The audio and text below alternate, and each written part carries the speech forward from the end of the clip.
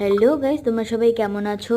তো দেখো, এই দুটো ফলকে কি তোমরা দেখতে পাচ্ছ? এই দুটো ফলের নাম কি তোমরা অবশ্যই আমাকে কমেন্টে জানিও, অবশ্যই জানাবে কিন্তু। আর এই দুটো ফলকে তোমরা মানে কীরকম একটা দেখতে পুরো টমেটোর মতনই লাগছে, টমেটোরই পুরো বড় জাতের মতো লাগছে। কি সুন্দর, মানে অরেঞ্জ কালারের, ঠিক একটা লাল বলাও চলে না। তো দেখো কি সুন্দর। তো এই দুটো ফলকে কাটা যাক, চললো।